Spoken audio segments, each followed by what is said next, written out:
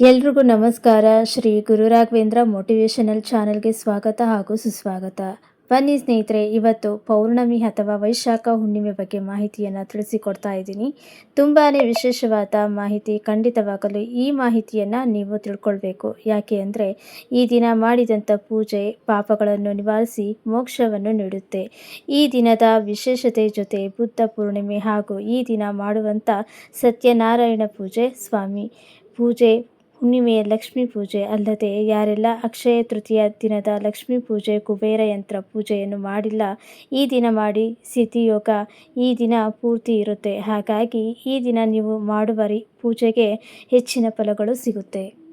ಮೊದಲಿಗೆ ಹುಣ್ಣಿಮೆ ತಿಥಿ ಯಾವಾಗ ಪ್ರಾರಂಭ ಆಗುತ್ತೆ, ಯಾವಾಗ ಮುಕ್ತಾಯ ಆಗುತ್ತೆ ತಿಳ್ಕೊಳ್ಳೋಣ ಬನ್ನಿ. ವೈಶಾಖ ಮಾಸದ ಶುಕ್ಲ ಪಕ್ಷದ ತಿಥಿ ಪ್ರಾರಂಭ ಏಪ್ರಿಲ್ 30ನೇ ತಾರೀಕು ರಾತ್ರಿ 9:10 ಪ್ರಾರಂಭ ಆಗುತ್ತೆ. ಮೇ 1ನೇ ತಾರೀಕು ಶುಕ್ರವಾರ ರಾತ್ರಿ 10:50 ಮುಕ್ತಾಯ ಆಗುತ್ತೆ. ಅಂದರೆ ಪೂರ್ತಿ ಅಮಾವಾಸ್ಯೆ ಸೂರ್ಯೋದಯದ ಸಮಯದಲ್ಲಿ ಹಾಗೂ ಚಂದ್ರೋದಯ ಸಮಯದಲ್ಲಿ ಮೇ 1ನೇ ತಾರೀಕು ಶುಕ್ರವಾರ ಇರುತ್ತೆ. ಅದಕ್ಕಾಗಿ ಹೇಳಿದ್ದು ಈ ಹುಣ್ಣಿಮೆ ತುಂಬಾ ವಿಶೇಷ ಅಂತ. ಬನ್ನಿ ಇವಾಗ ಸಿದ್ಧಿಯೋಗ ಯಾವ ಸಮಯದಲ್ಲಿ ಇರುತ್ತೆ ಅನ್ನೋದನ್ನು ಕೂಡ ತಿಳ್ಕೊಳ್ಳೋಣ. ಏಪ್ರಿಲ್ 30ನೇ ತಾರೀಕು ಗುರುವಾರ ರಾತ್ರಿ 8:50 ಪ್ರಾರಂಭ ಆಗುತ್ತೆ.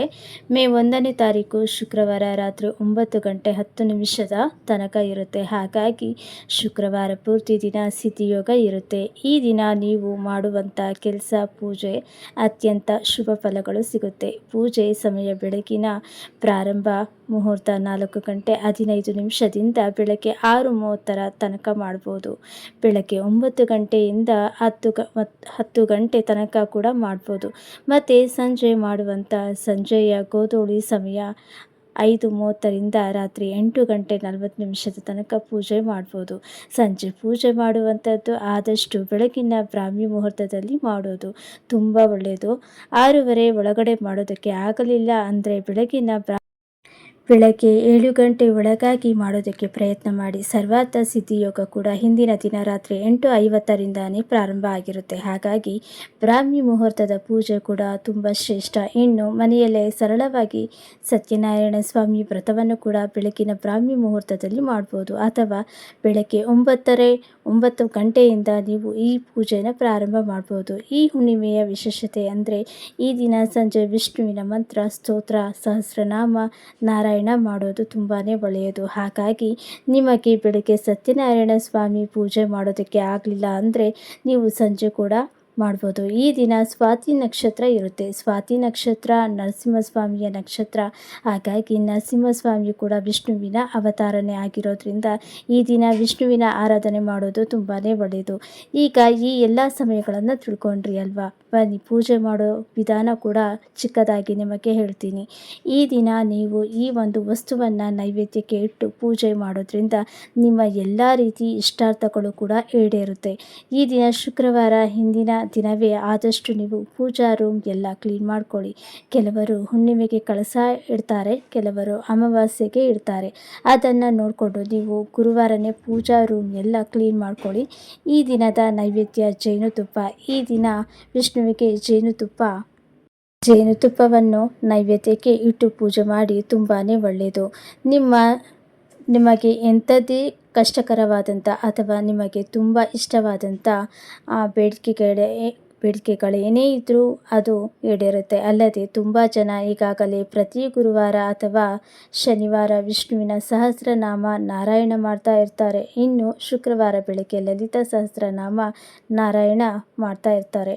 ಅಥವಾ ಕೆಲವರು ಶುಕ್ರವಾರ ಸಂಜೆ ಲಲಿತಾ ಸಹಸ್ರನಾಮವನ್ನು ಪಾರಾಯಣ ಮಾಡ್ತಾ ಇರ್ತೀರ. ಈ ದಿನ ಸ್ವಲ್ಪ ಬದಲಾವಣೆ ಮಾಡಿಕೊಳ್ಳಿ. ಬೆಳಗಿನ ಬ್ರಾಹ್ಮಿ ಮುಹೂರ್ತದಲ್ಲಿ ನಿಮ್ಮ ಮನೆಯಲ್ಲಿ ಪೂಜೆ ಎಲ್ಲ ಆದ ಮೇಲೆ ಲಲಿತಾ ಸಹಸ್ರನಾಮವನ್ನು ಬೆಳಗ್ಗೆನೇ ಪಾರಾಯಣ ಮಾಡಿ. ಈ ದಿನ ಸಂಜೆ ತಪ್ಪದೆ ವಿಷ್ಣುವಿನ ಸಹಸ್ರನಾಮವನ್ನು ಪಾರಾಯಣ ಮಾಡಿ.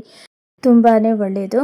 ಓದೋಕ್ಕೆ ಬರಲಿಲ್ಲ ಅಂತ ಅನ್ನೋರು ಕೇಳ್ಬೋದು. ಸ್ವಲ್ಪ ಜೋರಾಗಿ ಸೌಂಡ್ಸ್ ಕೊಟ್ಟು ಕೇಳಿ. ಮನೆಯ ಮೂಲೆ ಮೂಲೆಗೂ ಈ ಥರ ವೈಬ್ರೇಷನ್ ತಲುಪಬೇಕು. ತುಂಬಾ ಒಳ್ಳೆಯದು. ವೈಶಾಖ ಪೌರ್ಣಮಿ ಅತ್ಯಂತ ಪವಿತ್ರ ಮತ್ತು ಮಹತ್ವ ಪೂರ್ವವಾದ ದಿನಗಳಲ್ಲಿ ಈ ದಿನ ಮಾಡುವಂಥ ದಾನ ಧರ್ಮ ಮತ್ತು ಪೂರ್ಣ ಕಾರ್ಯಗಳಿಗೆ ಅತ್ಯಂತ ಫಲಗಳು ಸಿಗುತ್ತೆ. ವೈಶಾಖ ಮಾಸದಲ್ಲಿ ವಿಷ್ಣುವಿನ ಪೂಜೆ, ಸತ್ಯನಾರಾಯಣ ಸ್ವಾಮಿ ವ್ರತವನ್ನು ಆಚರಣೆ ಮಾಡೋದು ತುಂಬಾ ಶುಭಕರ. ಈ ದಿನದಂದು ಮಾಡಿದಂಥ ಪೂಜೆ ಆ ವ್ಯಕ್ತಿಯ ಜನ್ಮಾಂತರದ ಪಾಪಗಳನ್ನು ನಿವಾರಿಸಿ ಮೋಕ್ಷವನ್ನು ನೀಡುತ್ತೆ ಅನ್ನುವಂಥ ನಂಬಿಕೆ ಇದೆ ಅಲ್ಲವೇ. ನೀವು ಯಾವುದಾದರೂ ಪೂಜೆ ವ್ರತ ಮಾಡಬೇಕು ಅಂತ ಇದ್ದರೆ ಈ ದಿನ ಪ್ರಾರಂಭ ಮಾಡ್ಬೋದು. ತುಂಬಾ ಒಳ್ಳೆಯದು. ಯಾಕೆಂದರೆ ಈ ದಿನ ಆಧ್ಯಾತ್ಮಿಕವಾಗಿ ನಿಮ್ಮನ್ನು ತೊಡಗಿಸಿಕೊಳ್ಳೋದು ಕೂಡ ತುಂಬ ಒಳ್ಳೆಯದು. ಯಾಕೆ ಅಂದರೆ ಈ ದಿನ ಬುದ್ಧನಿಗೆ ಜ್ಞಾನೋದಯವಾದಂತಹ ದಿನ. ಈ ದಿನ ಬುದ್ಧನ ಜನ್ಮದಿನ ಅಂತ ಕೂಡ ಕರೆಯಲಾಗುತ್ತೆ. ಹಾಗಾಗಿ ಶಾಂತಿ, ಅಹಿಂಸೆ, ಸಮೃದ್ಧಿ ಮತ್ತು ಜ್ಞಾನದ ಸಂಕೇತವಾಗಿ ಈ ಹುಣ್ಣಿಮೆ ಪೂಜೆಯನ್ನು ಆಚರಣೆ ಮಾಡಲಾಗುತ್ತೆ. ನೀವು ಯಾವುದಾದರೂ ಸ್ತೋತ್ರ, ಸಹಸ್ರನಾಮ ಇದನ್ನೆಲ್ಲ ಕಲಿಬೇಕು ಅಂತ ಇದ್ದರೂ ಕೂಡ ಈ ದಿನ ಪ್ರಾರಂಭ ಮಾಡ್ಬೋದು. ಕೆಲವರು ಮಕ್ಕಳಿಗೆ ಅಕ್ಷರಾಭ್ಯಾಸ ಮಾಡಿಸ್ಬೋದು, ಹಾಗೆ ಅನ್ನಪ್ರಾಶನ ಮಾಡಿಸ್ಬೋದು. ಹಾಗೆ ವೈಶಾಖ ಹುಣ್ಣಿಮೆಯ ವಿಶೇಷತೆಯನ್ನು, ಪೂಜೆ ಸಮಯಗಳನ್ನು ತಿಳ್ಕೊಂಡ್ರಿ ಅಲ್ವಾ.